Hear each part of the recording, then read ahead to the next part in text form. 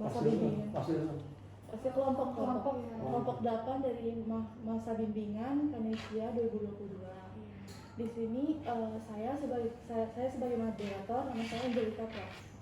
Angelika waktu juga ya Prof ya. Mungkin saya mulai bertanya dulu. 2020 ya Prof. baru.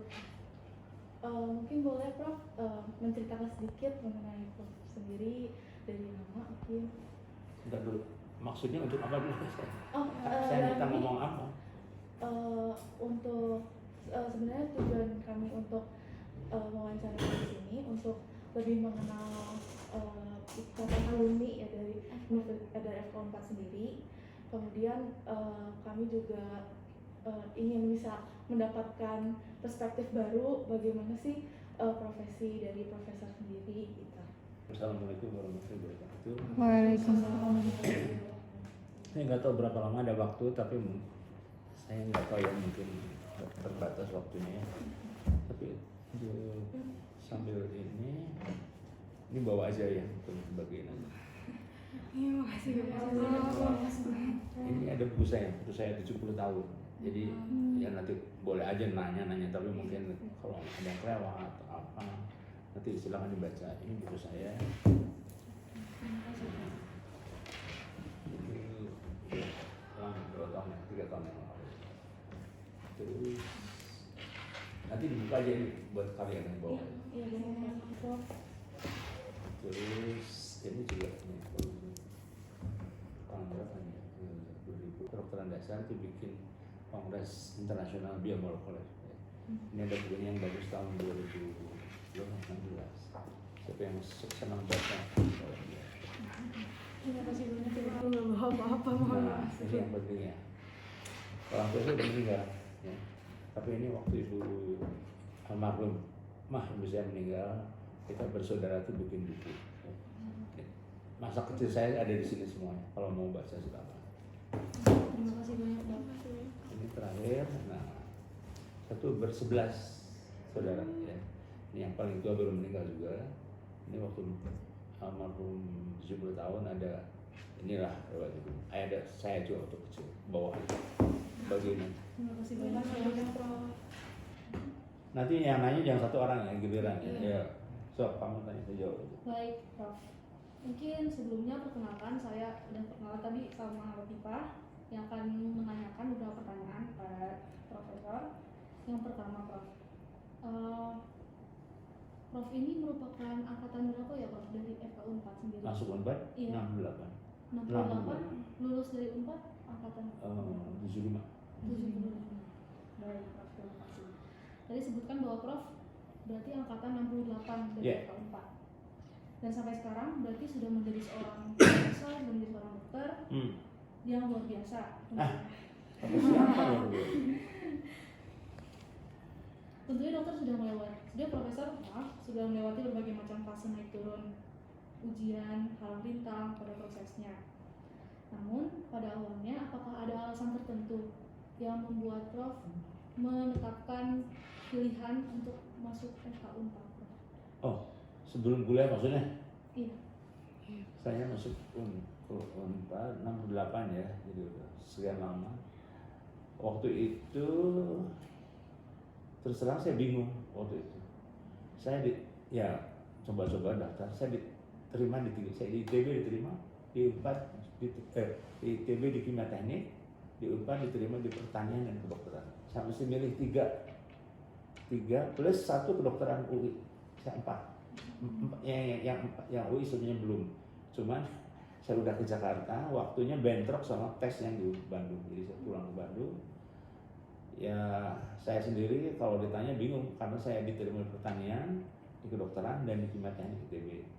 Tapi ya selain pertimbangan sendiri, saya tanya keluarga, orang tua ya minta saya masuk ke dokter. Itu sebetulnya. Baik, Prof. Jadi berarti Prof Ramdan sendiri masuk ke FK4 karena mengikuti saran juga dari orang tua, keputusan yang panjang juga. Ya, Prof. Baik, terima kasih, Prof.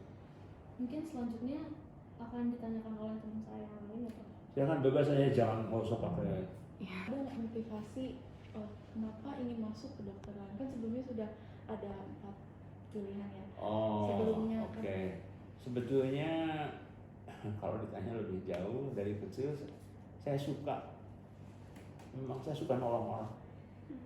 Jadi sebetulnya orang tua tuh ya tentu ada pengaruh ya, tapi waktu saya daftar itu kedokteran, daftar pertanian, daftar kimia teknik, sebenarnya semuanya suka. Pertanian saya suka, tanaman apa segala. Kimia teknik juga saya suka itu ya, ilmunya. Kedokteran kan ada faktor nolong orang sakit, itu udah rasanya sih udah ada dari tadi ya itu. Jadi Prof sendiri karena suka menolong orang, Iya, makanya ingin iya, masuk ke iya, kedokteran. iya. Oke. Kalau gitu. Oke, Bu. Saya bersebelas, saudara Sebelas. sebelas, dan orang tua saya tahu nggak susah kan ngurus 11 anak, artinya kita prihatin, ngerti nggak? Iya. Itu kan dalam hidup, apalagi zaman dulu kan nggak kayak sekarang gitu kan. Kita harus saling bantu kan, keluarga, teman, tetangga. Jadi kalau kamu tanya itu ya dari pengalaman saya waktu kecil, nggak mungkin kita kalau nggak saling tolong, gitu. Iya. Itu aja. Ya. Perkenalkan, nama saya Andin. Saya akan mengajukan pertanyaan. Profesor sendiri, apakah pernah mengalami kesulitan saat menempuh pendidikan di FK Unpad sendiri, Prof? Kesulitan. Iya, pernah.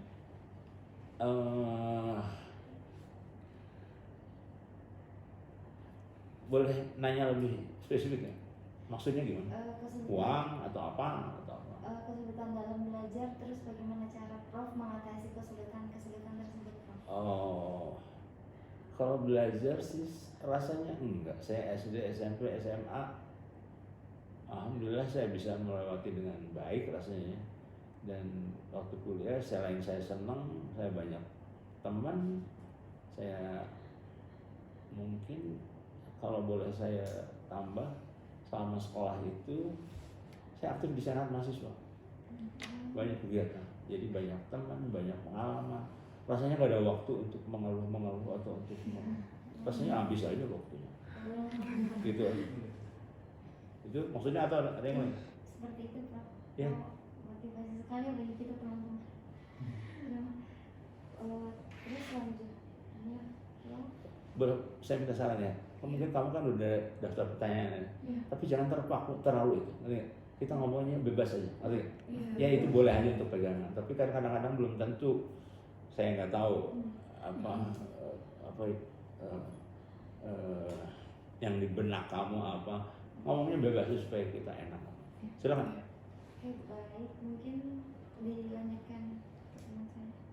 Tadi kan profesor bilang ya, kalau profesor nggak mengalami kesulitan dalam hal belajar ya, Prof? Gimana?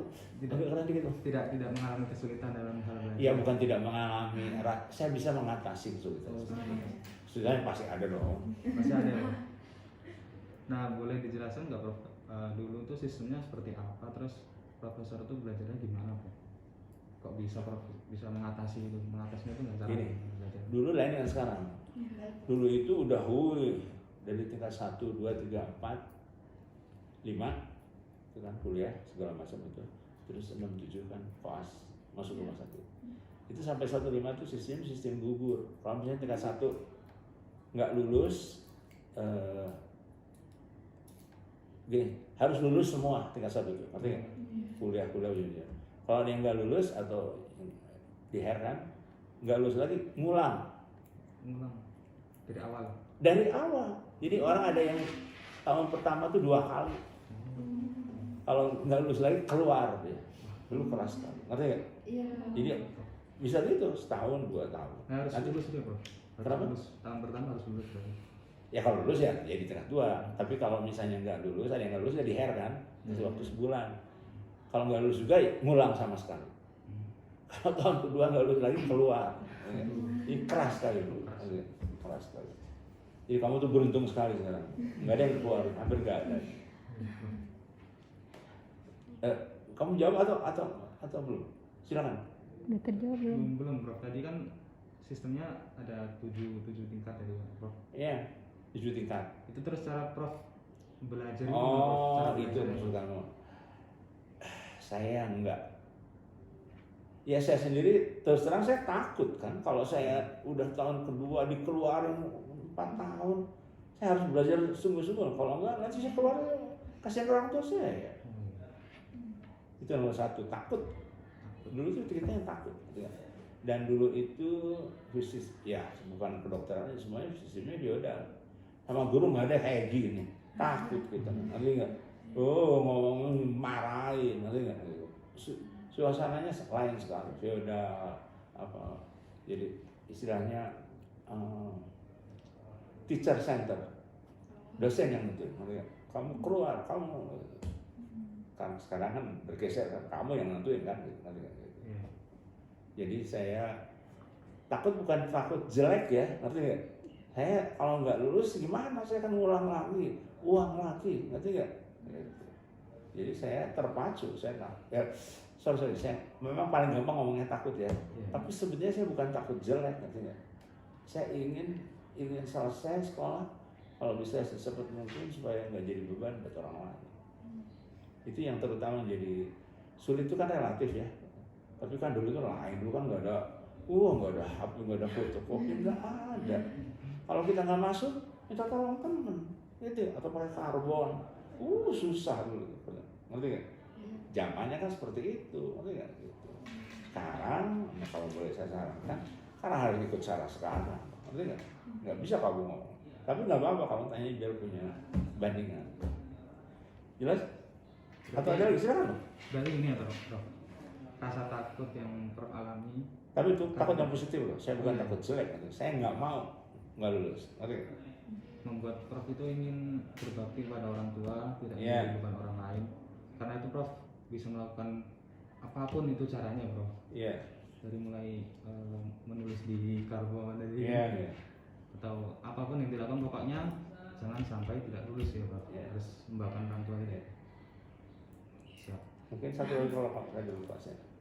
Kan maaf ya kita kan agamanya apa? Islam dong. Iya. Agamanya apa? Islam. Kamu? Saya Buddha. Saya nggak pernah. Orang agama apapun menurut saya baik, tapi harus menjalankan dengan baik. Itu salah satu yang saya nggak akan lupa itu kalau sembahyang, kalau apa. Kan kita manusia berusaha ya. Tapi kalau Tuhan menentukan lain, kita nggak bisa apa-apa. Itu juga yang jadi saya ambil contoh yang lain deh ya mungkin Pak supaya nggak bosan. Saya lagi sekolah di Australia, selesai sekolah, jadi dosen saya sekolah. Saya lagi S2 tuh masih muda. Saya di New South Wales, dari buku. Ada liburan tuh waktu itu. Nah, ini juga penting nih. Itu dari pengalaman ya hidup ya sekolah, belajar, berkeluarga. Itu hubungan silaturahmi itu nomor 1. Kamu nggak akan bisa sukses atau berhasil kalau nggak hubungannya baik sama orang lain. Tadi kan kamu tanya dulu kan ada waktu saya kuliah kan, itu selain teman, dosen pun sebenarnya nggak jahat kan, jalan-jalan apa tuh gayanya lain kan sekarang. Pegawai, saya tuh kenal baik dengan tukang sapu di kelas. Alhamdulillah saya selama kuliah itu saya selalu diangkat jadi ketua kelas. Jadi saya kenal baik sama tukang sapu sudah. Itu bantu bener itu. Nah, cerita saya lagi sekolah di Sydney di New South Wales, ambil S2 saya. Terus ada libur, itu juga karena profesor saya tuh kasihan mungkin lihat saya gitu, yang jadi Indonesia apa gitu. Jadi dia kasih kesempatan untuk belajar, pergi satu weekend. Kamu tahu Gold Coast? Satu di Sydney, di mana kalau Australia? Australia, Sydney kan di bawah. Gold Coast di atas, di Brisbane di atas gitu. Tempat main itu orang pada. Saya kan belum pernah ke sana kan, sana jauh, naik pesawat beberapa. Udah kawan saya tugasin ke sana supaya kamu bisa main ke Gold Coast. Wah seneng. Dasar lagi muda gitu main-main ke Gold Coast. Kalau itu kan pantai, bagus sekali pantainya. Terus ada ininya, itu kan ada yang berbahaya, ada bendera gitu kan kalau pantainya. Nggak tahu gimana, saya mungkin salah atau apa, saya masuk ke daerah yang berbahaya. Tapi mereka sigap sekali, jadi kalau ada yang kira-kira mau kelelep ditolong gitu. Satu udah ke bawah ke tengah. Wah, gitu. Dalam hati saya, aduh kalau Tuhan memang ambil umur saya. Tapi ya sudah, saya pasrah aja, ya udah ditolong. Jadi hidup itu ngerti nggak? Ya belajar, ya apa. Kita nggak tahu kan, kalau saya meninggal malu dong lagu sekolah main. Ngerti nggak? Kesulitan itu bukan ilmunya saja. Ngerti nggak? Kalau saya sih percaya Tuhan kan nolong saya, kalau nggak ya saya mati lagi. Yang lain siapa? Sambil minum masih enak. Tadi nama saya Medi. Tadi kan Prof sudah bercerita mengenai awal gitu ketika kuliah di FK Unpad, belajarnya seperti apa sampai 7 tingkat, 7 tahun seperti itu ya, pendidikan, kemudian koas. Kemudian saat itu kemarin kan juga kami baru saja mendapatkan materi seperti pilihan karir. Ternyata maksudnya di kedokteran itu tidak hanya di klinis saja bidangnya, ada di mungkin di entrepreneurship atau kayak militer dan sebagainya gitu kan. Kira-kira saat itu pilihan karir apa yang Prof mungkin tuju atau mungkin seperti apa? Waktu itu sambil makan. Oh iya, makasih ya Prof. Dicoba aja semua. Waktu saya masih tingkat 3 kalau nggak salah waktu itu, kebetulan waktu itu ada lowongan. Apa namanya? Dulu itu dalam praktikum itu kimia, biokimia, fisiologi, anatomi, patologi, histologi, macam-macam. Itu ada sistem di mana mahasiswa itu bisa direkrut atau bisa ngelamar jadi asisten praktikum. Ya itu sama teman-teman senang dong kan ngajarin yang muda-muda gitu nanti kan. Jadi saya kedua ke 1. Jadi sejak tahun ketiga kan, tahun ketiga kebetulan ada lowongan gitu, ya saya datang. Saya jadi asisten kimia, mulanya sebelum biokimia, kimia. Dulu ada kimia medik, baru biokimia. Udah tahun 3, tahun 4, tahun 5. Nah, saya koas itu, kebetulan lagi ada lowongan pegawai negeri. Jadi saya udah jadi dosen, tingkat 6, saya udah jadi dosen, saya udah dapat gaji. Itu salah satu yang membuat saya, ya sebenarnya saya tadinya begitu lulus tuh saya mau pergi gitu. Tapi orang bilang, kamu susah-susah udah digaji. Jadi saya tetap jadi dosen. Padahal mulanya hanya karena ada lowongan, iseng-iseng kan, ya anak-anak kan mau gaya-gayaan gitu. Tahun 6, tingkat 7 gitu, setahun terakhir saja. Ada lowongan, pegawai negeri, kemudian ada yang pensiun atau apa gitu. Daftar. Jadi saya tahun lalu dapat gaji. Ya terus kepala nggak sampai. Terus saya sekolah lagi master, PhD, ya jadi dosen ya, gitu. Kira-kira. Itu kan tanya ini. Iya. Jadi sejak lulus Profesor sendiri aktif sebagai dosen. Sebelum lulus. Saya udah jadi udah gaji.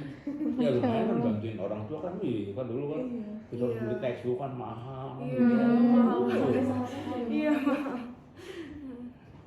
Kalau untuk Prof sendiri selama menjalani pilihan karir Prof nih, apakah ada suka dan dukanya Prof? Banyak. Boleh diceritakan Prof? Aduh. Panjang Gimana ya? Aduh. Apa dulu ya? Mungkin yang saya kaget waktu udah lulus ya. Kan ya lah, masih kuliah, belajar apa segala macam. Dulu itu sangat kan yang senior itu yang guru-guru saya tuh dosen, saya kan paling anak bawang gitu. Itu kalau kita bukan terlalu banyak, saya kan suka ini gini, sebaiknya gini, gitu. Kamu jangan banyak ngomong. Dulu tuh gitu, ngerti nggak? Kalau kita terlalu aktif gitu, orang nggak senang. ngerti nggak? Kalau sekarang terbalik, ngerti nggak? Kalau diam aja kamu dimarahin, ngerti nggak? Jadi itu saya akan bilang, oh saya harus hati-hati. Ya bagaimanapun saya mau sekolah lagi kan harus disetujui sama senior. Itu kalau tanya nggak enaknya ya gitu kan. Tapi enaknya ya senang saya belajar terus kan. Ya kan harus ngasih nilai, harus ngasih praktikum, kuliah. Ya lama-lama kan dosen itu kan tridharma, atau kan pendidikan, penelitian, dan pengabdian. Itu harus seimbang tiga-tiganya. Nah dari pengalaman tiga-tiga ini, wah kita jadi senang, banyak teman di mana-mana, pergi kemana. Itu senang terutama. Apalagi ya.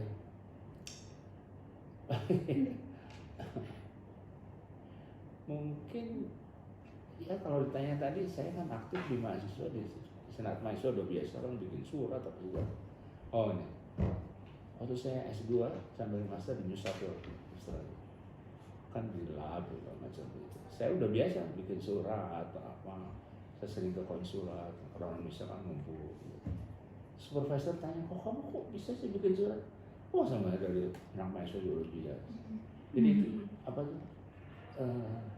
Kebiasaan-kebiasaan itu akan terbawa dan orang akan menghargai. Dan alhamdulillah saya senang pergi, senang banyak teman. Sudah saya ya macam-macam lah, dikasih tugas di fakultas, di Unpad juga saya banyak ngurus kerjasama. Saya kan banyak kerjasama ngurus itu kemana ya senang aja itu. Kalau dibilang senang, banyak teman, banyak tahu kemana. Kalau dibilang hampir seluruh dunia saya udah pernah ngurus Unpad. Padahal dulunya hanya iseng-iseng bantu. Tapi karena banyak teman, ya dia dikasih tugas. Itu aja teman. Baik Prof. Berarti sebagai kita juga mahasiswa kedokteran, berarti kita selain belajar, kita juga harus tingkatin soft skills. Oh iya.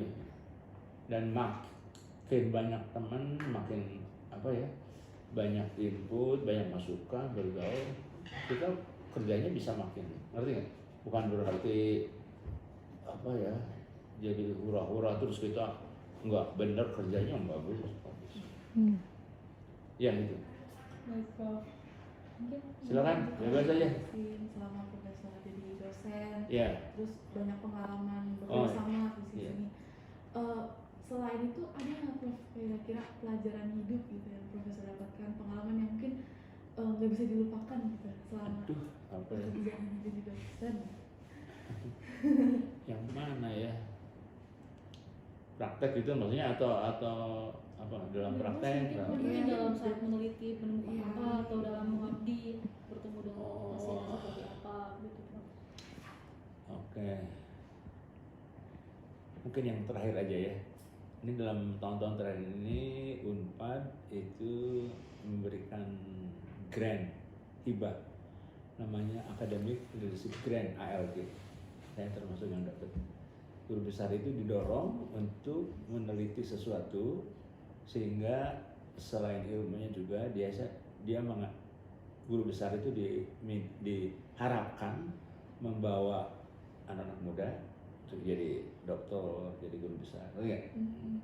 Nah ini Prof. Tri yang rektor yang sebelum ini itu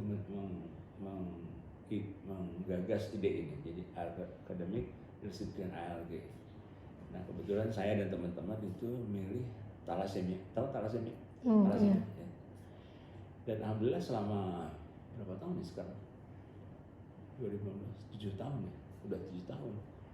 Itu tadinya saya udahlah, saya pikir nggak mudah lagi ya, udah saya ikut ya. Tapi ternyata dengan meneliti thalassemia bukan saya sendiri ya, dari macam-macam, ada dari biokimia, ada dari apa namanya itu, dari kliniknya, dari pediatri, apalagi anak-anak, dari internal, dari macam-macam. Itu berkembang sekali karena thalassemia itu penyakit genetik yang apa namanya nggak bisa disembuhkan dan harus transfusi susulan, kasihan. Jadi kalau kita meneliti itu jadi tahu lah apa sebabnya, apa kenapa, apa bagaimana meningkatkan kualitas hidupnya. Itu berkembang selain memajukan yang staf muda-muda, tahu juga ilmu daerah lain, malah di luar negeri mana di Thailand itu sangat maju sehingga saya bolak-balik ke sana kerjasama. Saya pernah ikut kongres di di mana, di Penang, di Paris, di mana. Jadi yang gitu-gitu tuh sesuatu kalau diperdalam itu dia akan nyambung terus nanti. Nggak ada penyakit yang nggak diketahui di seluruh dunia. Tapi kita mesti mirip, ya. Kalau enggak akan bingung. Jadi dengan kalau ditanya tadi apa namanya pengalaman ya, salah satu yang baru berkesan itu kalau kita mendalami sesuatu, orang lain juga tentu mendalami kan, kontak, oh sana gimana, ayo kita ketemu, kita kongres kan, itu yang nggak bisa dibeli, senang gitu. Itu kan maksudnya salah satu. Ya. Jadi karena senang jadi bisa bertemu sama Iya, berbagai iya. macam orang. Iya, iya. Selain ilmunya sendiri ya, kita jadi Iya. belajar. Oh, harus begini, harus begini. Oh, kita kurang ini, ngerti nggak? Nah, sehingga Jadi banyak terus. belajar juga. Oh, ya. Selain ya pasti senang kalau pergi-pergian kemana-mana itu budayanya lain, apa makanannya lain. Itu kan salah satu ya. Itu beragam banget gitu. Ketemu banyak orang dari berbagai budaya jadi mengenal ternyata Oke, ada. iya. Saya boleh tambah sedikit ya? Boleh. Mungkin nanti kalau ada waktu bisa sebut. Jadi ayah saya itu orang Gorontalo. Dia merantau, wah masih muda zaman tahun berapa? 30, 40. Ibu saya orang Sunda. Lain sekali itu kan orang Sunda, lain sekali. Itu yang dulunya nggak boleh sama kakek saya itu. Tapi ya nggak tahu ya, mungkin jodoh ya gitu. Nah, jadi waktu saya kecil apalagi sudah saya dewasa, saya merasa ini budaya orang Sunda sama orang Gorontalo lain sekali. Orang Sunda kan, aduh kan, ada malu-malu apa nggak terus terang ngomong takut salah. Orang sana kan terus terang dan agak kasar kan gitu. Lain sekali, belum lagi keluarga besar. Itu dua itu saya merasa, masya Allah, saya harus belajar. Kalau di apa istilahnya sih digampangin nggak nyambung lah, ngerti nggak gitu. Tapi nggak bisa dong, kita harus belajar dulu. Gitu. Nah itu saya merasa kalau dua disatuin itu harus ngambil baik. Itu sama, belajar ke sana ke sini atau ini apa. Makanya kalau kan kita Bhinneka Tunggal Ika ya, orang itu nggak sama, ngerti nggak? Tapi harus saling belajar, ngerti nggak? Itu aja pengalaman hidup saya. Itu kan? Ayo silakan yang lainnya. Prof kan tadi ada ngomongkan kalau Prof itu ada mendalami satu apa tadi penyakit alasannya kan. Iya. Menurut Prof itu kalau harapan profesor untuk sistem kesehatan di Indonesia itu seperti apa, Prof? Gimana? Harapan profesor sendiri dalam kemajuan teknologi kesehatan di Indonesia itu seperti apa, Prof? Kejahatannya kita terbelakang Indonesia ini, karena banyak masalahnya, artinya penduduknya banyak, jauh-jauh, artinya thalassemia itu di tempat lain udah sangat karena bagus penanganannya, apa segala macamnya, supportnya, mereka usianya bisa jauh lebih 30-40 tahun. Kita banyak yang meninggal duluan. Sekarang kita udah bertambah sebetulnya. Tapi saya sendiri nggak puas. Kita harus lebih banyak. Misalnya gini, transfusi itu kan harus teratur. Ya. Transfusi kalau terus-terusan besinya berlebih, overload. Ada komplikasinya, harus makan obat. Ngerti nggak? Jadi harus diikutin, ngerti nggak? Itu di kita tuh belum apa ya? belum cukup upaya untuk menjaga, belum screening. Kalau thalassemia itu kan turunan, kalau orang kawin karier, anaknya sebagian akan jadi thalassemia mayor. Nah itu harus dipecah, artinya bukan nggak boleh. Orang karier jangan mereka orang karier, itu susahnya setengah mati. Nah kan harus semua orang diperiksa, biayanya dari mana, wah banyak.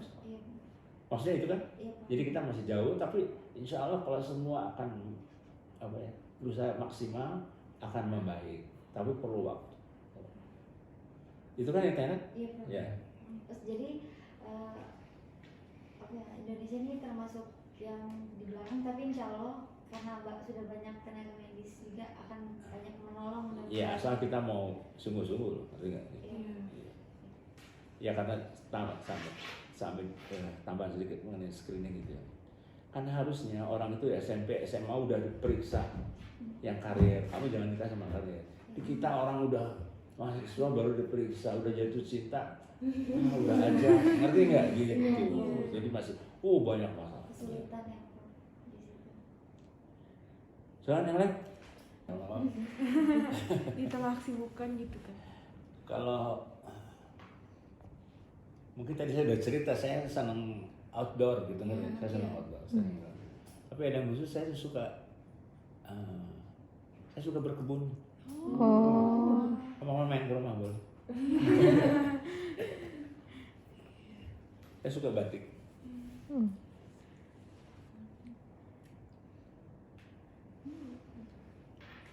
Prof, itu Prof sendiri berkebun, Prof punya kebun atau Di punya rumah. punya perkebunan sendiri? Oh enggak, saya senang gardeningnya. Saya cocok tanam. Saya nggak punya, ya di rumah. Tanaman apa Prof? Kalau boleh tahu? Yang murah-murah. Yang penting tumbuh hijau, itu saya senang.